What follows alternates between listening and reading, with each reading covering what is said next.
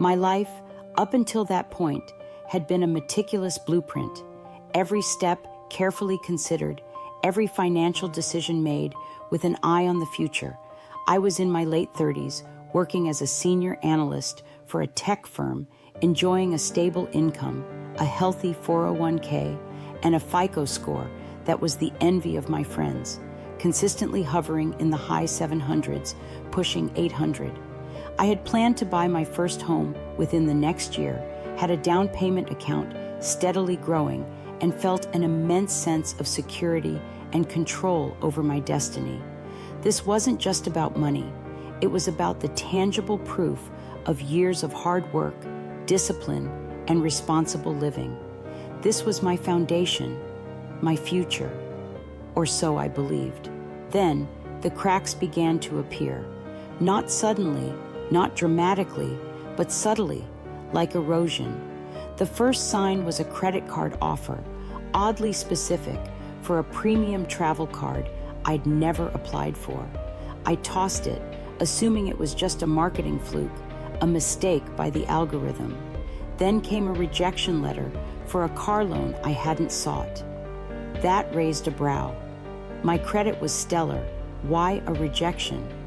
I called the dealership, confused. They quoted an application date I didn't recognize, a different model, and a name that sounded vaguely familiar, but not mine. A clerical error, I thought, a simple mix-up. The world is full of them. But the oddities escalated. A notification from my bank about an unusual transaction, a large purchase at a high-end electronics store in a city I hadn't visited in years. My bank flagged it as suspicious, thankfully, and reversed the charge, issuing a new card. I changed my passwords, activated two-factor authentication on everything. I felt a prickle of unease, but rationalized it as a sophisticated hacking attempt, a common peril in our digital age. I even contacted the fraud department, filed a report, and breathed a sigh of relief when they reassured me they were on top of it.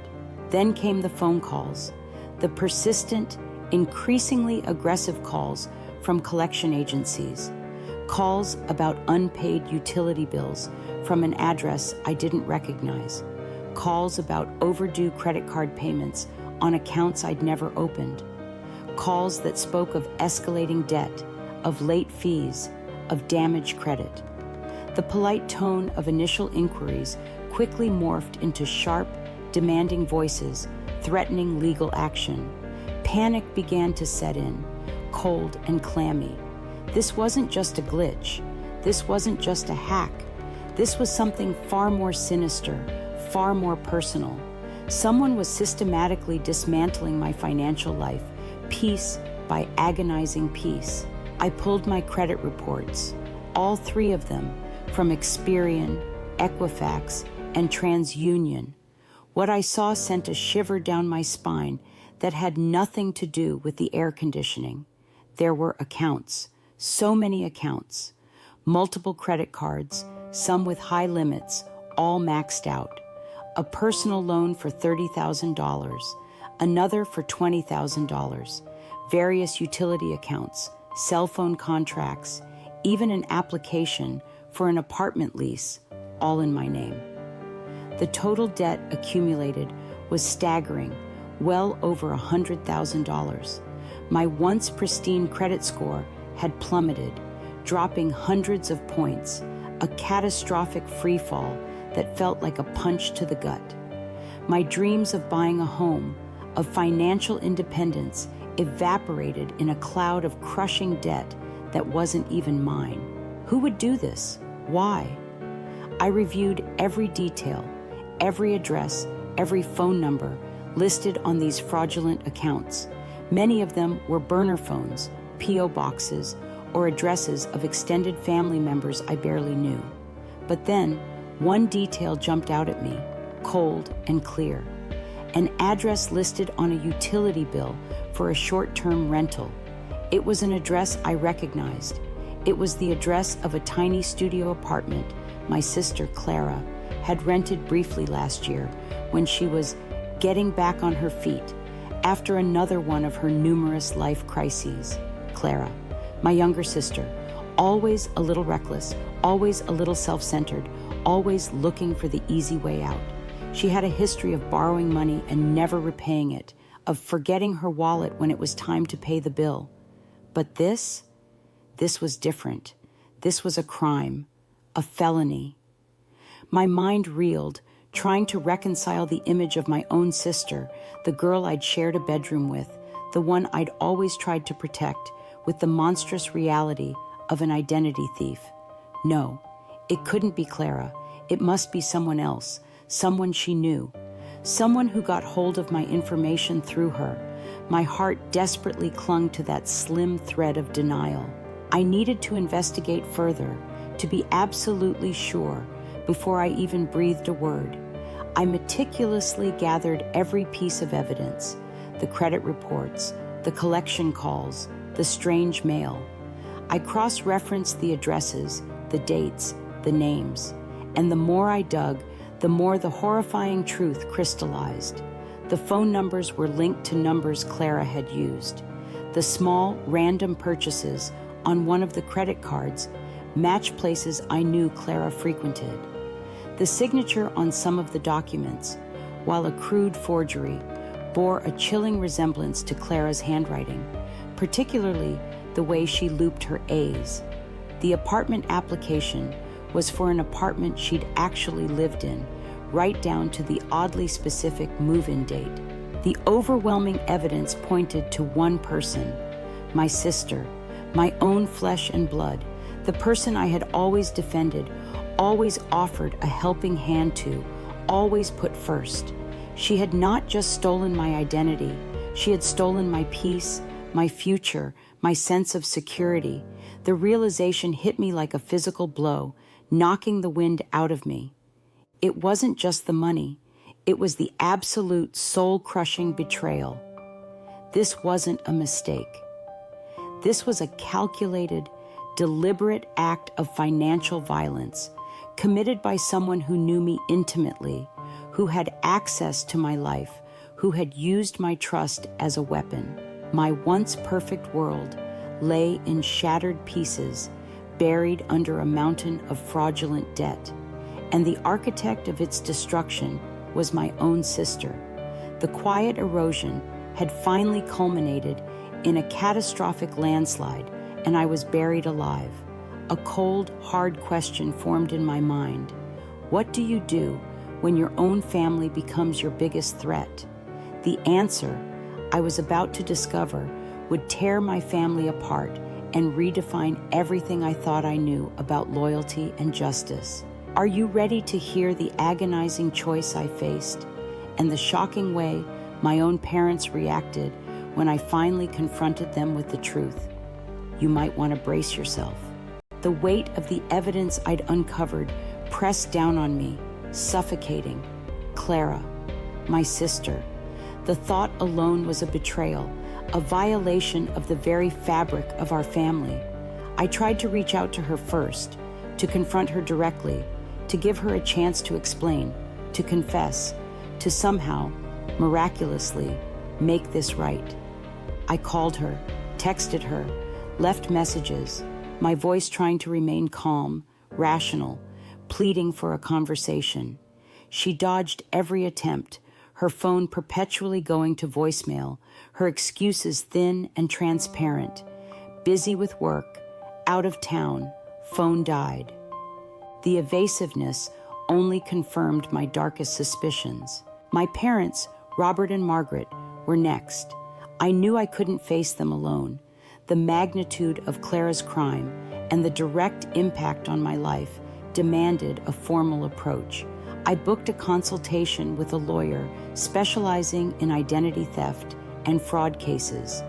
Mr. Harrison was sharp, methodical, and grim-faced as I laid out the evidence. He reviewed the credit reports, the collection notices, the meticulously cross-referenced details. He confirmed my worst fears. This is a clear-cut case of identity theft, Alex, a felony, and a systematic one, given the number of accounts and the duration. It looks like she had access to your personal information for a significant period." His words, while professional, felt like stones dropping into the pit of my stomach. "You have two choices: confront her yourselves and demand she make restitution, or file a police report. But be warned, if you choose the latter, the legal process will take its course." The thought of involving the police, of putting my own sister, my family, through the legal system, felt like tearing a piece of my soul. But what choice did I have? My financial future was in ruins. My credit score was decimated. I was being hounded by collectors for debts I didn't incur.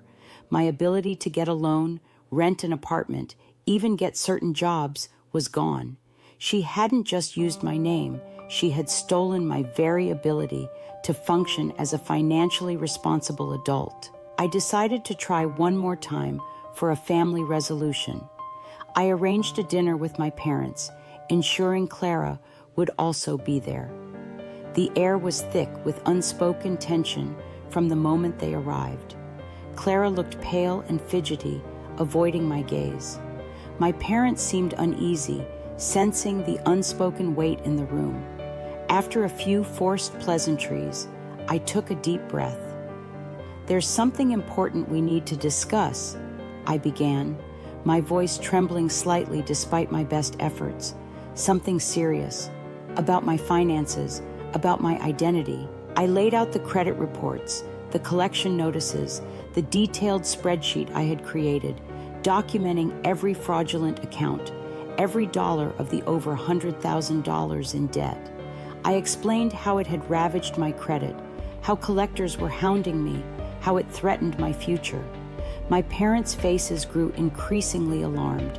Clara, initially defiant, slowly shrunk in her chair, her eyes darting between me and our parents. "Clara," I said, my voice breaking slightly, "this all points to you. The addresses, the purchases, the handwriting. You used my identity. You did this." The reaction was immediate and shattering. Clara, instead of confessing, dissolved into hysterical tears.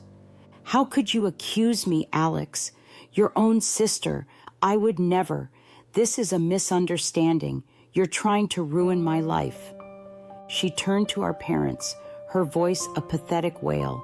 "Mom, Dad, tell her I didn't do this." And then came the second, equally devastating blow. My parents. Instead of supporting me, instead of expressing outrage at Clara's monstrous betrayal, they turned on me.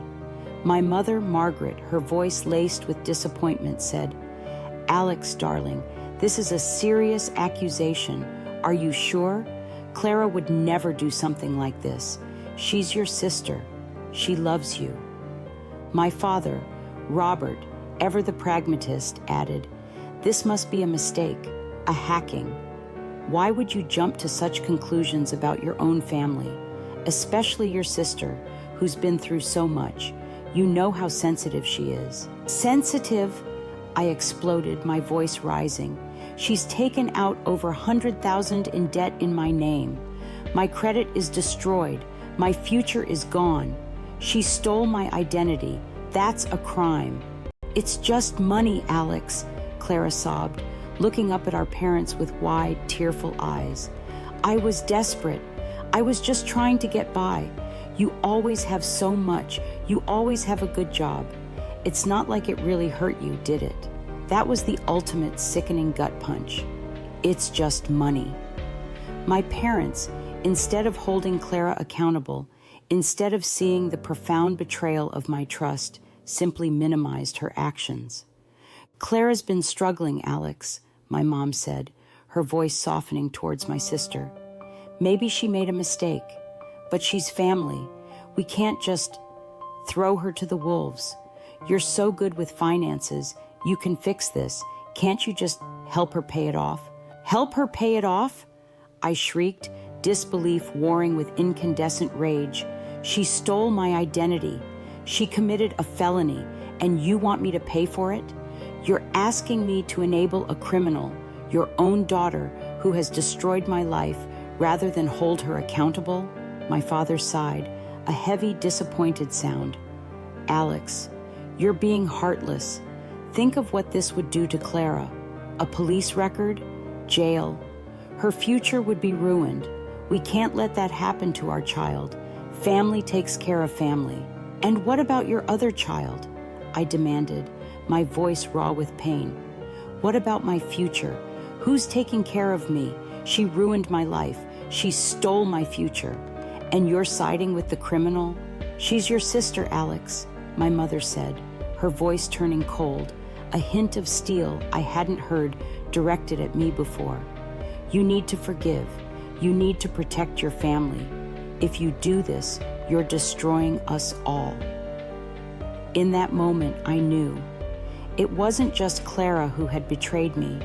My parents, the very people who had raised me, who were supposed to teach me right from wrong, had chosen a criminal over a victim. They had chosen to protect a destructive child over the innocent one. The pain was unbearable, a double betrayal that felt even worse than the initial shock of identity theft. My family was not a sanctuary. It was a prison. And I was being asked to sacrifice my life, my integrity, my future, to protect the very person who had tried to destroy me. But I wasn't going to let that happen, not anymore. I stood up, my voice shaking, but resolute. Then you leave me no choice, I said, looking from my weeping sister to my coldly disapproving parents. I'm calling the police. The silence in the room was deafening, broken only by Clara's ragged sobs and my parents' gasps of horror. They had made their choice. Now, I would make mine, and it would be one that would irrevocably shatter our family, but also, finally, set me free. Are you ready to witness the legal battle, the police involvement, and the devastating fallout that ensued when I chose justice over a toxic definition of family? This is where the consequences truly begin. The air in my apartment felt heavy with the unspoken words of that last explosive family dinner. My parents' condemnation echoed in my ears. Heartless, destroying us all. Clara's pathetic wails, now devoid of any pretense of innocence. But beneath the pain, a cold, hard resolve had set in. They had made their choice. Now I would make mine, and it would be the choice for justice. The next morning, with a knot of dread and determination in my stomach, I walked into the local police station. I laid out my carefully compiled evidence, the credit reports, the collection letters, the dates, the addresses, the telltale handwriting. The officer, a veteran detective named Sergeant Miller, listened patiently, his expression hardening as I spoke, his pen scratching notes on his pad. When I finished, he looked at me, his gaze firm. Ms. Davies, he said, this is a serious felony, identity theft, and given the amount, it's not a minor offense. We will open an investigation immediately. I provided every detail I had, including the damning fact that the perpetrator was my own sister. He didn't flinch. Family cases are tough, he acknowledged, but a crime is a crime. We'll follow the evidence. The relief that washed over me was immense, but it was tinged with a deep, aching sadness. The bridge back to my family was now well and truly burned. The investigation moved quickly. Sergeant Miller was thorough. He interviewed me again, meticulously going over the timeline. He obtained subpoenas for bank records, credit card statements, and utility bills. Each piece of paper, each digital trail screamed Clara's name, her reckless spending, her habit of using my identity for lavish purchases she couldn't afford, her casual disregard for the consequences. It was all laid bare. The 100,000 plus debt was confirmed, a monstrous sum that would take years, if not decades, to unravel and clear from my credit. Then came the call I dreaded, yet anticipated. My parents, they were furious. their voices a blend of disbelief and outrage. "The police came to the house, Alex. What have you done?" My mother was sobbing. "They want to question Clara. You're ruining her life. She's our daughter. How could you do this to your own sister?" My father, his voice a low growl. "You're a disgrace to this family. You're heartless. Clara will never recover from this. You'll never be forgiven." I listened, my hand clenching the phone, tears stinging my own eyes. "She ruined my life first," I said, my voice steady, though my heart was breaking. "She stole my future. You chose to protect her crime over my well-being. This is a consequence of her actions and your choices, not mine." I ended the call, the finality of it crushing. The family I had clung to, despite all their flaws, was gone. Clara was brought in for questioning. Initially, she denied everything, weeping, playing the victim, just as she had for our parents. But Sergeant Miller was prepared. He had presented her with the overwhelming evidence, piece by damning piece, the signed credit applications with her forged signature, the IP addresses tracking purchases to her devices, the phone records. Faced with the irrefutable truth, her denials crumbled. She finally confessed, not out of remorse, but out of sheer desperation. She admitted to using my identity for over a year, to funding her lifestyle, to paying off her existing debts, to trying to impress a new boyfriend. She claimed she was desperate, that she didn't think it would hurt me. "It's just money, Alex." That phrase, their phrase, echoed in my mind. The legal process was agonizing. The police built a strong case. Charges were filed. Clara was formally arrested, booked, and released on bail. The mugshot a stark, public testament to her crime. My parents, despite their fury at me, hired an expensive lawyer for her, desperately trying to mitigate the damage. They tried to negotiate with the prosecutor, to minimize the charges, to avoid jail time.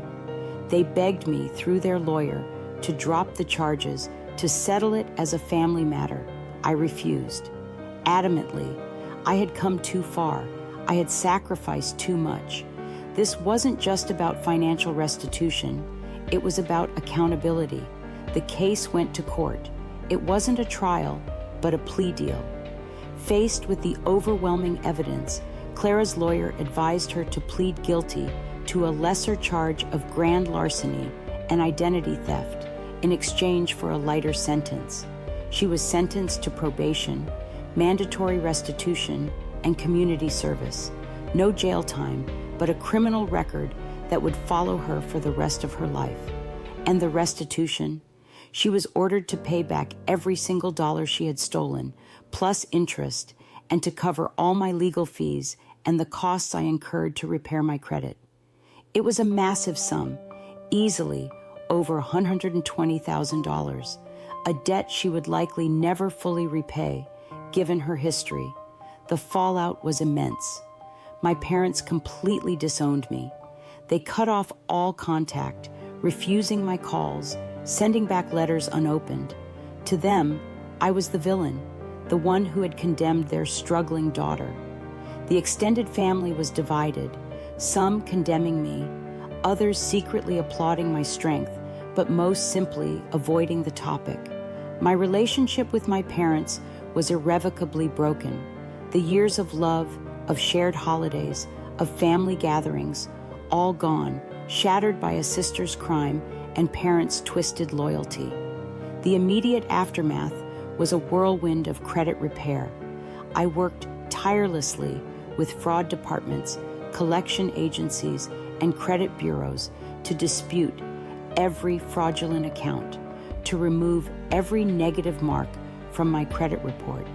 It was a painstaking, frustrating process, taking months of dedicated effort, but slowly, meticulously, my credit score began to climb, pulling itself out of the abyss. The house I wanted, I eventually bought it, a year later than planned, but it felt like more than just a house. It was a monument to my resilience, a tangible symbol of a future reclaimed. Clara? She struggled. With a criminal record, finding stable employment was nearly impossible. She was constantly hounded by her restitution payments, a debt that weighed on her, a constant reminder of her choices. I rarely heard from her, and when I did, it was usually a desperate plea for money, which I always firmly refused. My parents continued to support her, of course, enabling her and resenting me, trapped in their own cycle of denial and misplaced loyalty. Was I the AITA for calling the police on my own sister, a decision that essentially tore my family apart? Some might say so. Some might call me cold, unforgiving, heartless. But when your own family, your own sister, systematically steals your identity, destroys your financial future, and then your parents defend the perpetrator, you learn that justice isn't always about forgiveness.